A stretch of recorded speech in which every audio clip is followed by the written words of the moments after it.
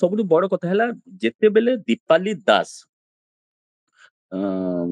ସେକ୍ରେଟେରିଏଟରୁ ବାହାରିଛନ୍ତି, ଲୋକସଭା ଭବନରୁ ବାହାରିଛନ୍ତି ଏବଂ ଯୋଉ ପ୍ରତିକ୍ରିୟା ଦେଇଛନ୍ତି, ଯୋଉ ଗୋଟେ ମିନିଟ ଭିତରେ ଯୋଉ ପ୍ରତିକ୍ରିୟା ଦେଇଛନ୍ତି, ସେ ମେନ୍ ଦି ତିନିଟା ଦିଗ ଉପରେ ନେଇକରି କହିଛନ୍ତି। ଗୋଟେ କଥା ହେଲା ଯେ ଏ ଘଟଣାର ସିବିଆଇ ତଦନ୍ତ ପାଇଁ ଆମେ ଦାବି କରିଛୁ ଏବଂ ଏ ନେଇକରି ଆମେ ଚିଠି ମଧ୍ୟ ଦେଇଛୁ। ଯୋଉ ବର୍ତ୍ତମାନ ଯୋଉ ସିଏମଓ କାର୍ଯ୍ୟାଳୟ ତରଫରୁ ଯୋଉ ଦିଟା ଫଟୋ ହେଲେ ଜାରି କରାଯାଇଛି, ସେଥିରେ ସ୍ପଷ୍ଟ ଜଣାପଡୁଛି ଯେ ମିନତି ଦାସ ଗୋଟେ ଚିଠିଟେ ମାନ୍ୟବର ମୁଖ୍ୟମନ୍ତ୍ରୀଙ୍କୁ ଦେଉଛନ୍ତି।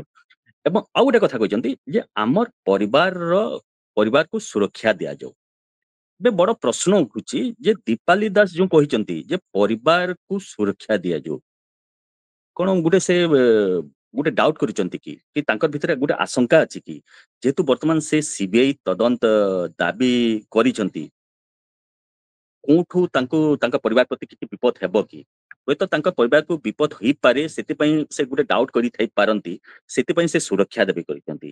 କିନ୍ତୁ ଏଠି ଆମେ ଓଡିଶାର ଯୋଉ ଅଗଣିତ ଦର୍ଶକ ଅଛନ୍ତି, ଆମେ ଜଣେଇବାକୁ ଚାହୁଁ ଏ ଘଟଣା ପରେ, ଯୋଉ ନବକିଶୋର ଦାସଙ୍କର ହତ୍ୟାକାଣ୍ଡ ପରେ ତତ୍କାଳୀନ ରାଜ୍ୟ ସରକାର, ନବୀନ ପଟ୍ଟନାୟକ ସେତେବେଳେ ଥିଲେ, ସେତେବେଳେ ନବ ଦାସଙ୍କ ପରିବାରକୁ ସୁରକ୍ଷା ଯୋଗାଇ ଦିଆଯାଇଥିଲା ଏବଂ ବିଶାଲ ଦାସକୁ ଗୋଟେ ପିଏସଓ ଏବଂ ଅ, ଦୀପାଲି ଦାସଙ୍କୁ ହେଲେ ଗୋଟେ ଜଣେ ପିଏସଓ ଦିଆଯାଇଥିଲା। ଯୋଉ ପିଏସଓ କୁହାଯାଉଛି ବ୍ୟକ୍ତିଗତ ସୁରକ୍ଷା ଅଧିକାରୀ, ପର୍ସନାଲ ସିକ୍ୟୁରିଟି ଅଫିସର, ଯୋଉଟା କି ପ୍ରତି ଯାହା ଜୀବନ ପ୍ରତି ଥ୍ରେଟ୍ ଥାଏ ତାଙ୍କୁ ପିଏସଓ ଦିଆଯାଏ। ସେଟା ରାଜନେତା ହେଇପାରନ୍ତି କିମ୍ବା ଯୋଉ ପ୍ରାଇଭେଟ ପର୍ସନ ହେଲେ ହେଇପାରନ୍ତି କିମ୍ବା ବିଜନେସମ୍ୟାନ ହେଲେ ହେଇପାରନ୍ତି।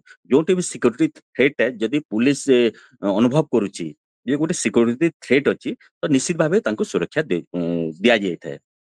କିନ୍ତୁ ବର୍ତ୍ତମାନ ବି ଦୀପାଲି ଦାସଙ୍କ ସହିତ ବ୍ୟକ୍ତିଗତ ସୁରକ୍ଷା ଅଧିକାରୀ ଯାଉଛନ୍ତି, ଯୋଉଟା ସରକାରୀ ଯୋଉ ପୁଲିସ, ରାଜ୍ୟ ପୁଲିସର ଜଣେ ଜିଲ୍ଲା ପୁଲିସର ଜଣେ କନେଷ୍ଟବଳ, ବନ୍ଧୁକଧାରୀ କନେଷ୍ଟବଳ, ଯେ କି ପ୍ରପର ଟ୍ରେନିଂ ନେଇକରି ଯାଇଥାନ୍ତି। ଆପଣ ସିଧାସଳଖ ଦେଖିପାରିବେ ହେଲେ ଯୋଉ ଦୀପାଲି ଦାସ ଯୋଉ ବିଭିନ୍ନ ସମୟରେ ଯୋଉ ବିଭିନ୍ନ ଜାଗାକୁ ଯାଉଛନ୍ତି, ତାଙ୍କ ସୋସିଆଲ ମିଡିଆ ଏକ୍ସ ଏବଂ ଫେସବୁକ ରେ ସେ ପୋଷ୍ଟ କରୁଛନ୍ତି ଏବଂ ତାଙ୍କ ପଛରେ ତାଙ୍କ ବ୍ୟକ୍ତିଗତ ସୁରକ୍ଷା ଅଧିକାରୀ ରହୁଛନ୍ତି। ଅନ୍ୟପଟେ ବିଶାଲ ଦାସ, ସବୁଠୁ ଇଣ୍ଟରେଷ୍ଟିଂ ହେଲା ଯେ ବିଶାଲ ଦାସ ଗତ ସାଧାରଣ ନିର୍ବାଚନ ହେଲା, ସେ ନିର୍ବାଚନ ପୂର୍ବରୁ ସେ ତାଙ୍କର ଯୋଉ ସିକ୍ୟୁରିଟି ଦିଆ ହେଇଥିଲା ଜିଲ୍ଲା ପୁଲିସ ତରଫରୁ, ସେଟାକୁ ପ୍ରତ୍ୟାହୃତ କରିଦେଇଛନ୍ତି। ତ କଣ ପାଇଁ ସେ ପ୍ରତ୍ୟାହିତ କରୁଛନ୍ତି, ସେଟା ହେଲେ ରାଜ୍ୟବାସୀକୁ ଦୀପାଲି ଦାସ ଜଣେଇବା କଥା। ଆମେ କହୁନୁ ଯେ ଦୀପାଲି ଦାସକୁ ସୁରକ୍ଷା ଦିଆ ନ ଯାଉ ବୋଲି, କିନ୍ତୁ କାହିଁକି ସେ ମିଛ କହୁଛନ୍ତି? ଯଦି ସିକ୍ୟୁରିଟି ଥ୍ରେଟ୍ ଅଛି, ଅପର୍ଯ୍ୟାପ୍ତ, ଏଇଟା ହୁଏତ ଜଣେ ପିଏସଓ ଦିଆହେଇଛି, ବର୍ତ୍ତମାନ ଦି ଜଣ ପିଏସଓ ସେ ମାଗି ପାରନ୍ତି, ପର୍ଯ୍ୟାପ୍ତ ସୁରକ୍ଷା ଅଧିକାରୀ ମାଗି ପାରନ୍ତି।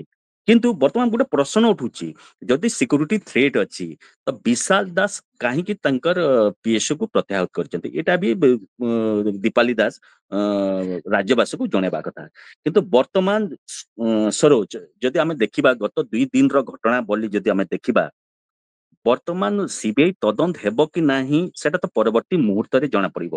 କିନ୍ତୁ ଏବେ ସବୁ ରାଜ୍ୟ ସରକାରଙ୍କର ବଲ ବର୍ତ୍ତମାନ ରାଜ୍ୟ ସରକାର ଉପରେ ହିଁ ନିର୍ଭର କରୁଛି ଏବଂ ଯେତେ ବିଳମ୍ବିତ କରିବେ ଏ ଘଟଣାକୁ ନେଇକରି, କାରଣ ସେତେବେଳେ ଲୋକେ ନବୀନ ପଟ୍ଟନାୟକକୁ ଆକ୍ଷେପ କରୁଥିଲେ, ଦୀପାଲି ଦାସକୁ ଆକ୍ଷେପ କରୁଥିଲେ, ନବ ଦାସଙ୍କ ପରିବାରକୁ ଆକ୍ଷେପ କରୁଥିଲେ।